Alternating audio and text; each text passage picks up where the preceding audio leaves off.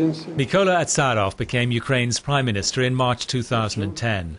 Since then, his premiership has come under sharp focus in Europe and beyond, with concerns over the treatment of former PM Yulia Tymoshenko, who is currently serving a 7-year prison sentence on charges of abuse of office.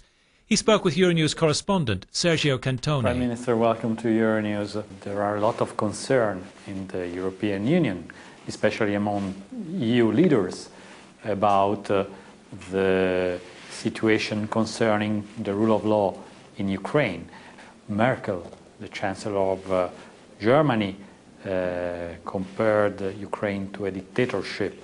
He compared Ukraine to Belarus. So what is your idea about this? Just a few days spent in Ukraine, or maybe more, would be enough for anyone to be sure that there is no dictatorship in Ukraine. And neither is there any political repression. Democratic political parties are active in Ukraine. Some of them are represented in the parliament, some of them not. We have total freedom of expression.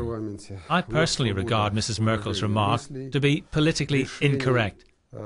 It doesn't help to strengthen bilateral relations between Germany and Ukraine, and moreover, between Ukraine and the EU as a whole.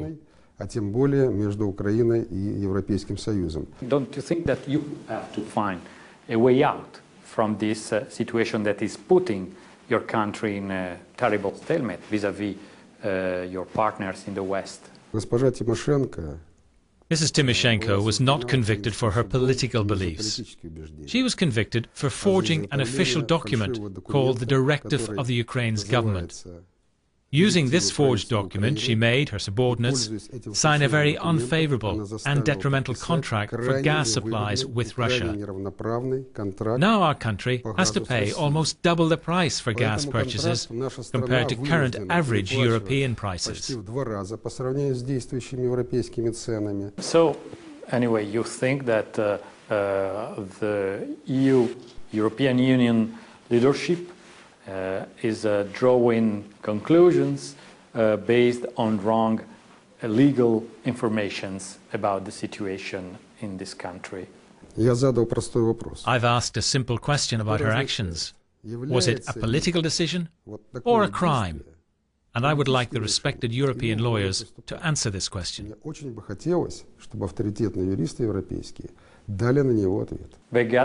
They already gave the answer, and the answer is that this is a politically motivated judgment. They say that the Ukrainian government, the current Ukrainian power, want to get rid of an inconvenient opposition leader, Yulia Tymoshenko. That's their position.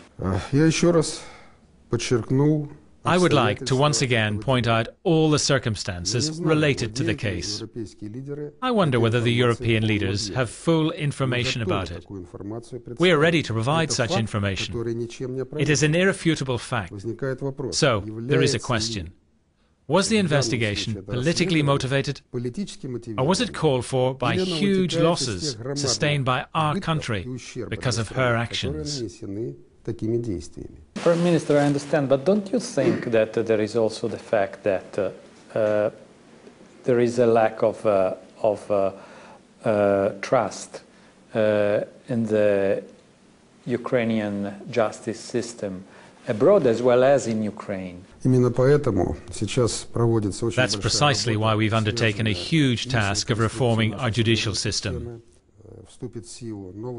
A new criminal procedural code of Ukraine will come into effect that will broaden the citizens' rights. This is why we wage a real war against corruption.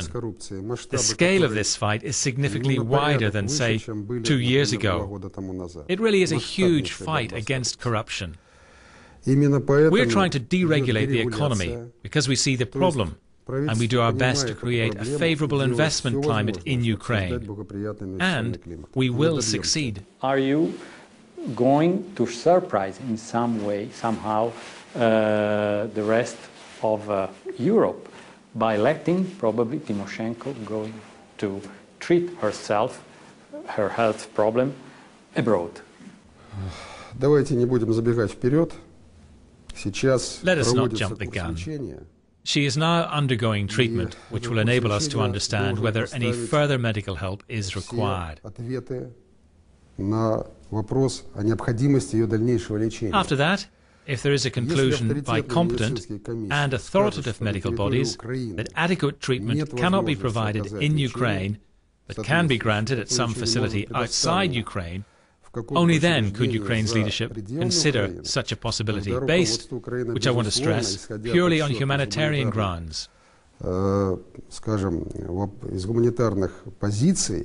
It is clear, though, that such a decision would require changes in appropriate laws and regulations. Thank you very much, Prime Minister.